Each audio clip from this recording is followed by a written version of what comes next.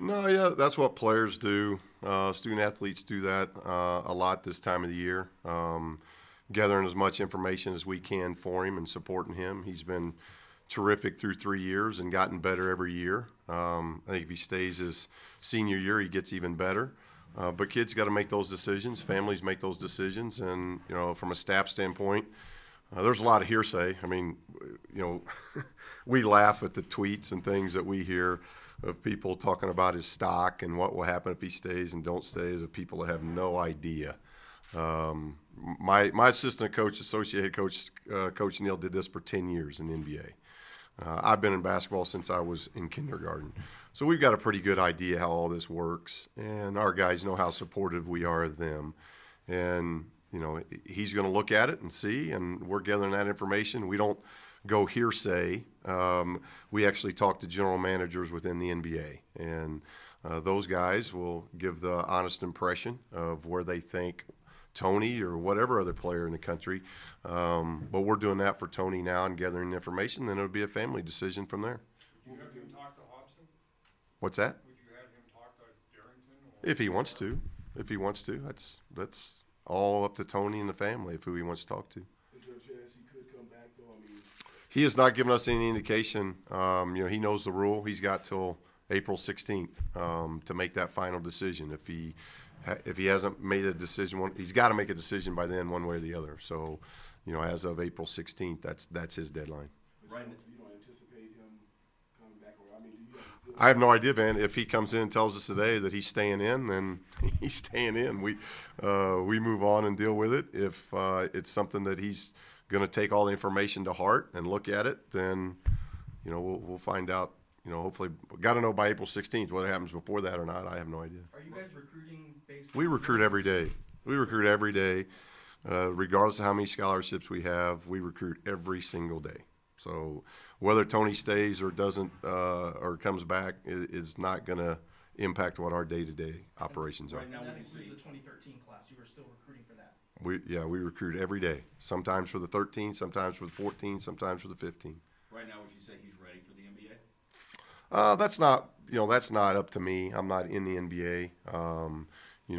We've given our 2 cents to him and the family of the importance of making a rational, good decision. And I've always thought that I think it's always best to stay in school unless you're an automatic first-round pick. If you're an automatic first-round pick, you're guaranteed money, and that's hard to pass up on when you look at all the other variables. If you're not a sure lock, guaranteed first-round pick, I think that is a really tremendous gamble, especially in Tony's case where you're going to be a part of an outstanding team.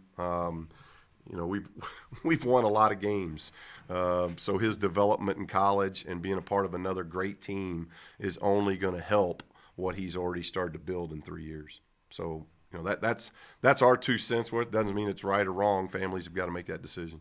Coach, now that you had a chance to sit back and look at the season and all that, and how it ended and everything, what are some of your thoughts? Well, we picked the worst day of the year to play our worst game. That was by far the worst game we played all year long, and it's unfortunate that it was in the NCAA tournament and in the second round, and Harvard took advantage of it. They shot the ball well. We had a lot of defensive breakdowns and didn't execute offensively the way we want. Didn't play anything near what we were playing over the last month. So that's frustrating because we had high hopes and high goals, just like all other Lobo fans.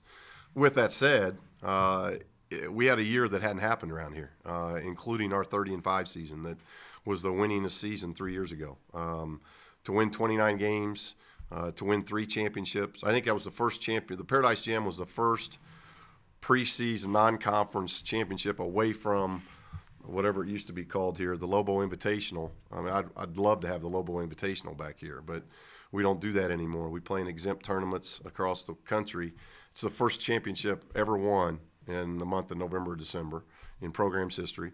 We've won the last 4 league championships, and this isn't a league that is ranked 20th. We've done that where the league's been ranked anywhere from 1 to 5. So to win the last 4 championships, these young men have done incredible works. Does it taste bad right now because of the way the season? Yeah, of course. So we wanted to advance. It's not so much a Sweet 16 thing, though. I will say that. I haven't lived here for 40, 50 years. you know, I've just been here 6 years, and we're building a program here, and I think we're building it the right way. But we've got high hopes, and you know, I'm not just like when we came here, we were last in the league. We've won 6 league championships now total in 6 years.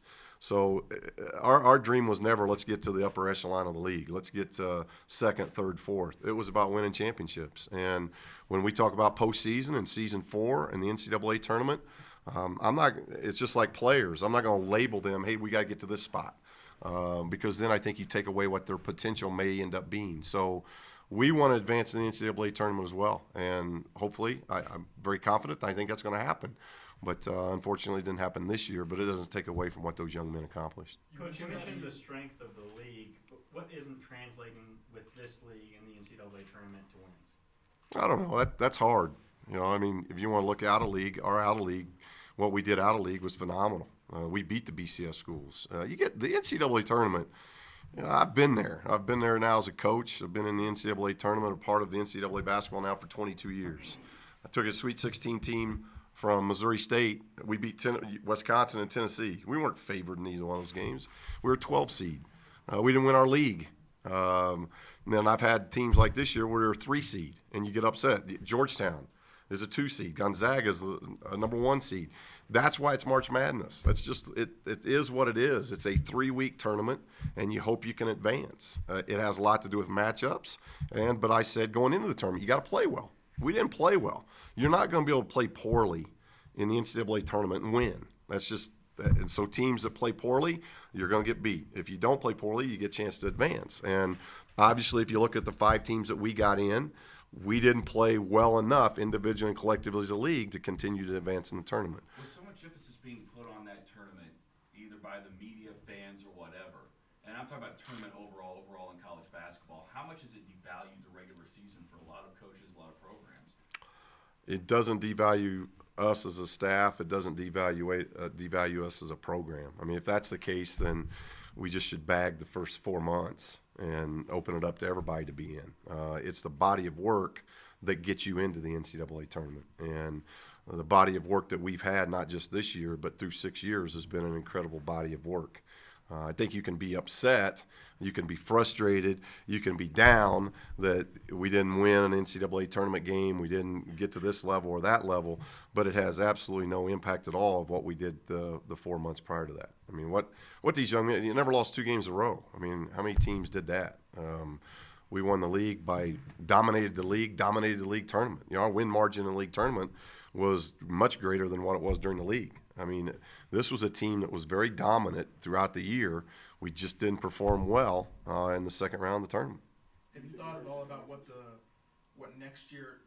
This year you spent a lot of time. A lot of the coaches in the Mountain West did spend a lot of time, kind of saying, "Look at us. We deserve a little more respect. We don't have teams ranked, and we're the number 1 or 2 RPI Right. conference." Do you think next year there will be more national second guessing about how good the Mountain West is? Well, it might be. If that is, it's you're discriminating because we're not a power conference. I mean, because what about the Pac 2 years ago? They were awful.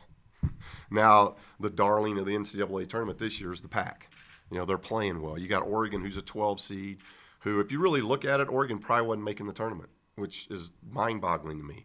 If they don't win their conference tournament, they're probably not in if you look at what seed they got, and now they're playing as well as anybody in the tournament. That's what happens. So, yeah, if you want to go with that logic, that's fine. It doesn't happen in the BCS leagues because the SEC is awful.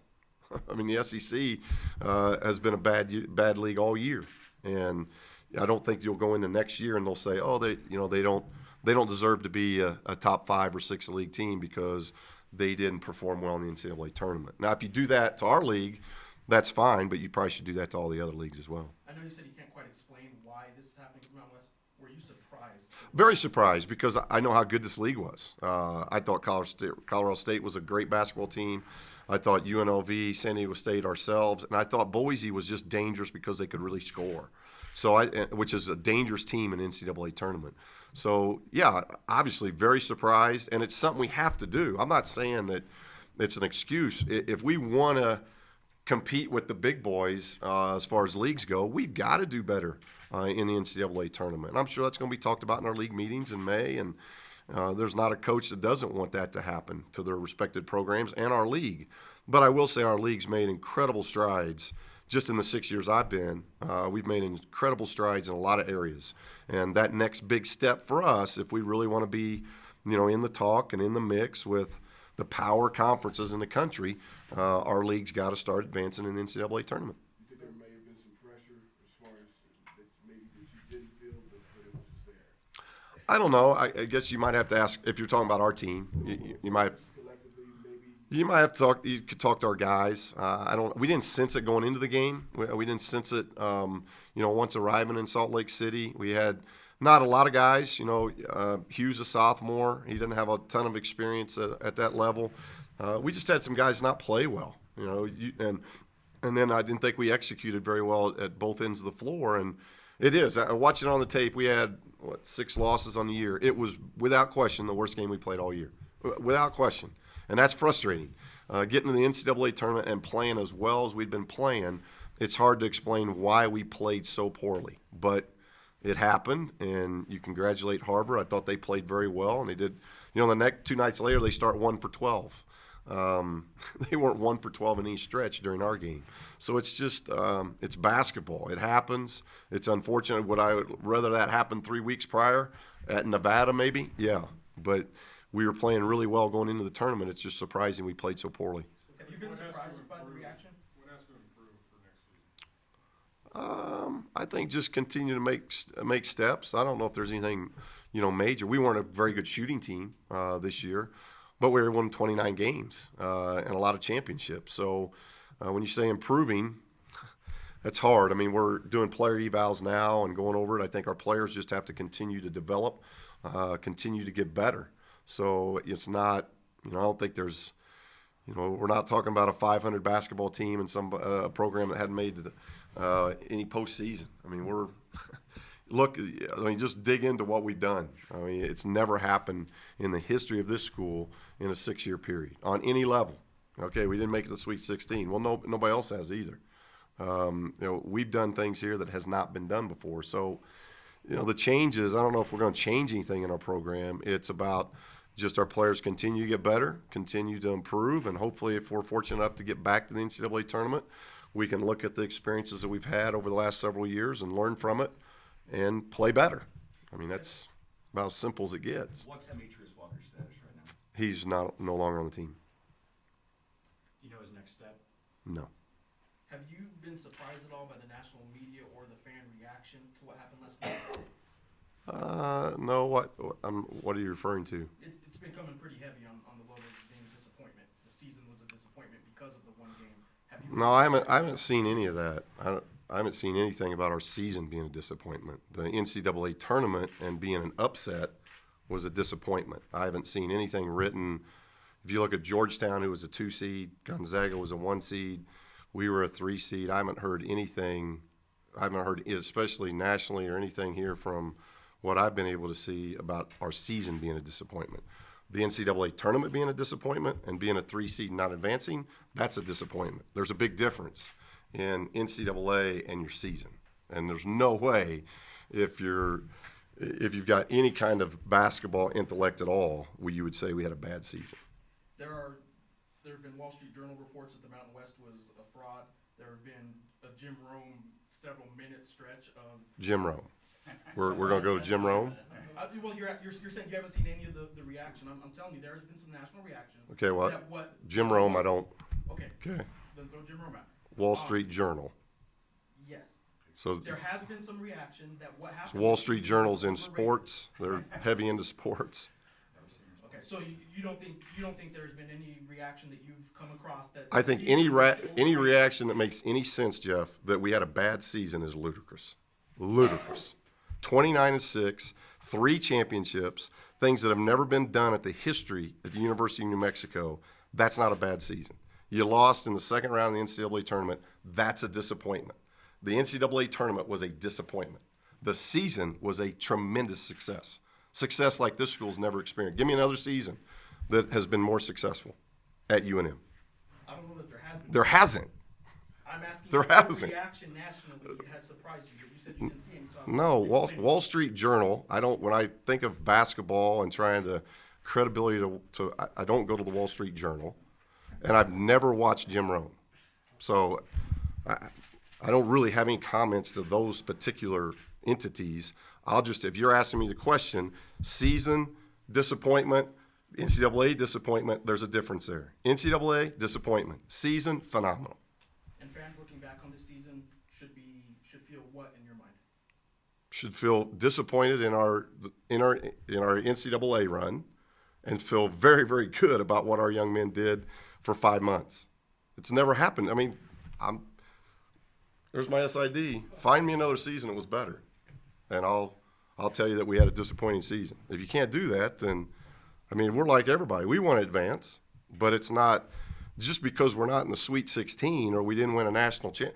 The NCAA tournament isn't about can we get to the second round, the third round, the Sweet 16. The NCAA tournament, there's one champion.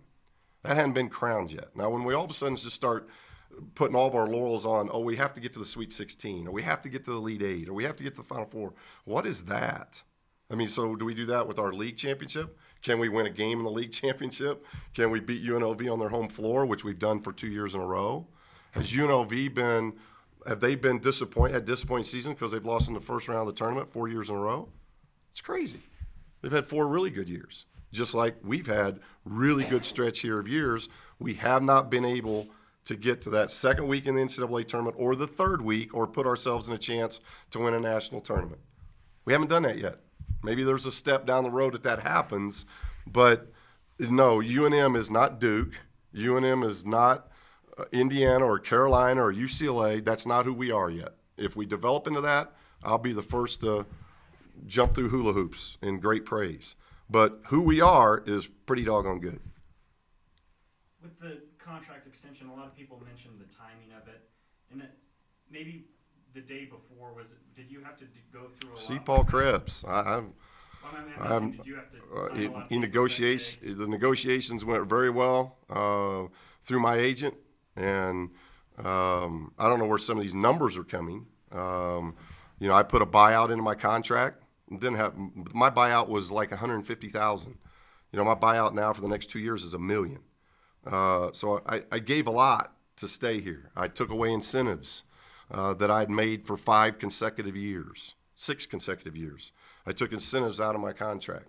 I think there was a pretty big commitment, not just on the school's part, but there's a pretty good commitment on my part, especially what's out there and the opportunities that are out there to show my loyalty to UNM and how much I appreciate UNM and how much I want to continue to build this thing. So when the contract is announced, I don't think it has anything to do with it. Coach, what will the pre-practice workouts look like? Here in the spring, or Yeah, I mean, just, we give our guys about 3 weeks off. So the dead period in recruiting starts around the 15th. So once the dead period starts, we'll probably start individual workouts. The spring is really short because by rule, once the week before finals, you're not allowed to do anything. So it's basically the 1st of May. So we've only got them for about 2 weeks. And so that spring term is really short. They'll get some time off. They'll come back for summer school session in June, and we'll work them the summer session in June, probably give them most of July off and bring them back the end of July because we have the foreign trip to Australia. And we're allowed 10 practices before that. So we'll probably give them July off, which they haven't had. So it's a busy summer, but that August trip will really help because we got a lot of guys obviously returning. Are there any expectations you can tell fans they can expect from next season? We're going to put a great product out, and we're going to try to win as many games as we possibly can. I mean, what do you want me to promise, a national championship? I mean, I don't know what you're asking. I mean, we don't make promises. I haven't made promises since I've been here. My only promise to fans, administration, or anything else is that we will put a product out there that's very representative of our university, and we will play hard, we'll play unselfish, and we're going to be battling for championships. And I don't know of a year yet where that hadn't taken place.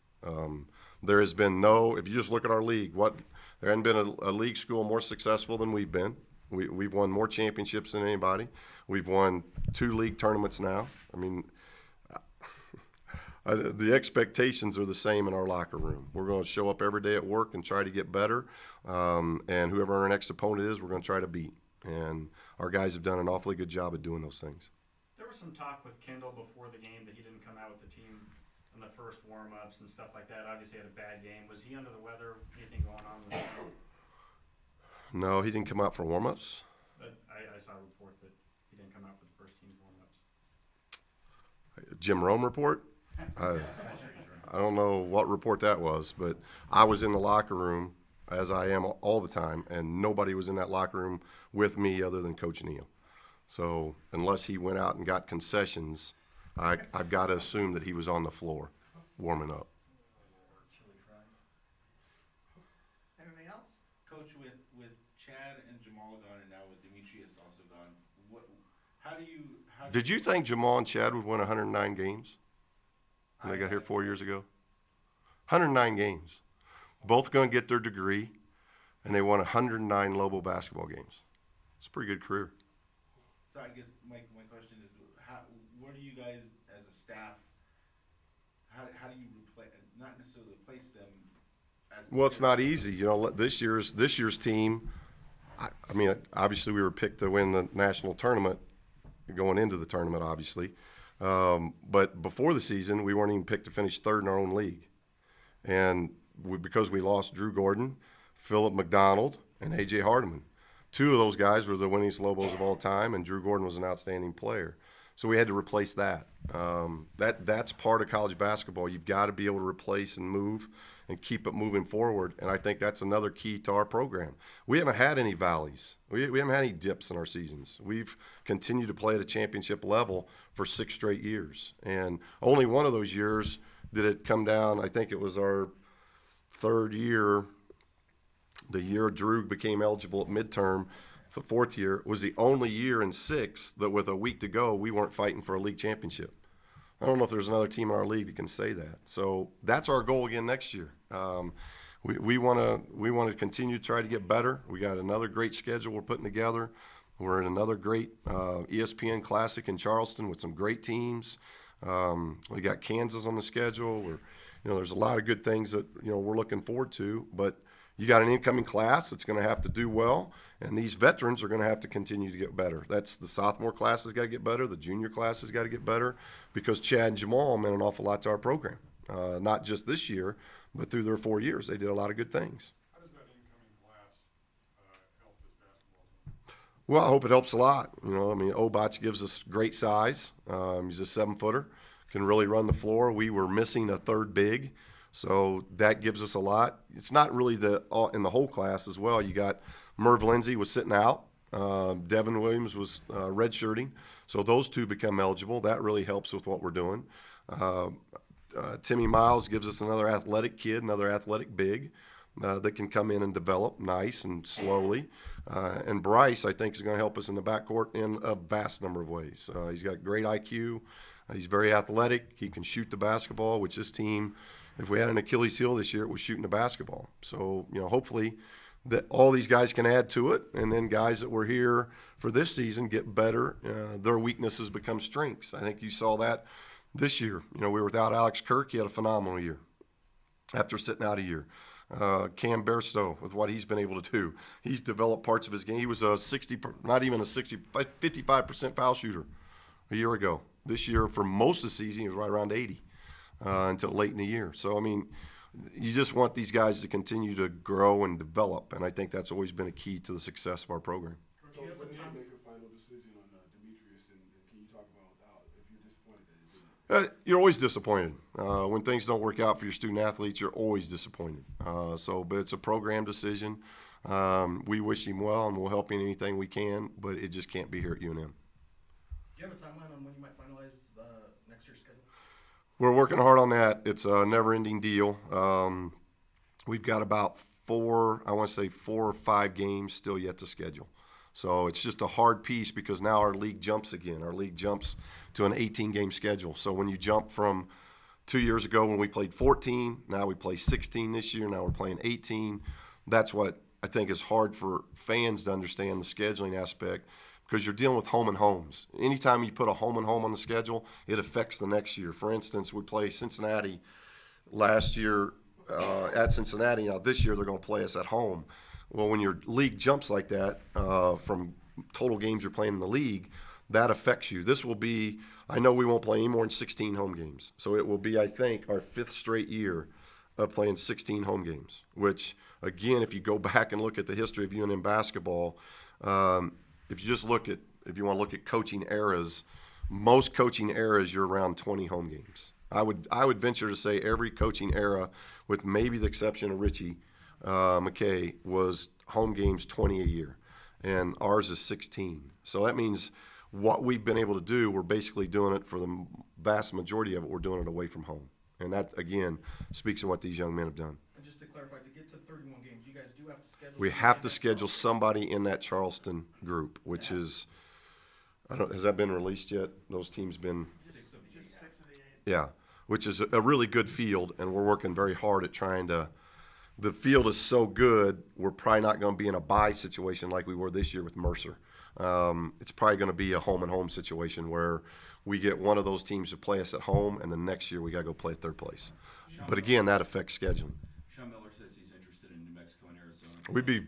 We'd be ecstatic if that is true. We would be ecstatic about talking about a home and home with Arizona. Now, I've been here 6 years. That's the first I've heard of that. So we would be ecstatic if they would be interested in a home and home with us. Real quick, We would jump on it. Real quick, you've been critical of the TV contract over the years. How do you feel about It's that? outstanding. It's outstanding. We got CBS Sports tied with ESPN. We got a chance now to get ESPN back in this building, which is huge. I mean, anytime you can have entities like that, especially when it's college basketball, it's big. I thought this year was really good. We got sprinkly of the ESPN, but I thought the things we were able to do with CBS Sports and NBC Sports, we got a lot of good coverage, much better than in years past. So I think this contract, I haven't seen all the ins and outs of it, so I might be speaking way out of line, but everything that I've been privy to, and we'll get more information on that. I think the end of April, 1st of May is our spring meetings in Phoenix. We'll get all the details on the contract, but it at least allows us to have the late night games back in the pit, have national coverage that I think we haven't had other than this year. I thought this year was the most national coverage that we've had in my tenure here, and hopefully moving forward that's going to continue. Are one of those 4 or 5 remaining games going to be Midnight Madness? When do you know that? You mean like the game we had with Davidson? We have reached out to the ESPN Marathon people, but we've not heard back if we even have the opportunity to be in that. That's an invite only, and we were invited to do that last year. We have not received that invite yet this year. Coach, you had Arizona State, Texas Tech on the schedule recently. Are there any plans of bringing them or any other regional teams back on the schedule? Well, we've played Texas Tech. I think over a 4-year, they dropped us. We played Arizona State. They dropped us. Didn't want to reschedule. We've played California. We've played USC. USC goes back on the schedule not this year, but next year. USC goes back on the schedule the following year. So, we've not told any of those power conferences, we've yet to tell them no. And now when I say that, if you're lower level power conference, that doesn't do a whole lot for our RPI. We played 5 of them 2 years ago, and it killed our RPI. So playing like a Davidson, playing kind of people laughed about it, but playing South Dakota State, those 2 games were much better for us than what it was 2 years ago playing Boston College and Arizona State. So it's really about who you are and where your RPI and what team you're coming back. Those are things that we really look at in scheduling. It doesn't always work out that way. I'll be honest with you. It's hard. So it doesn't always work out that way. But we're trying to schedule teams that are going to have RPIs that are 150 or better, minimum 200 or better. So a lot of the fans were happy, like with Valpo, for instance, being a high mid. Very good game. Is there any possibility of getting like a Butler or a Wichita State?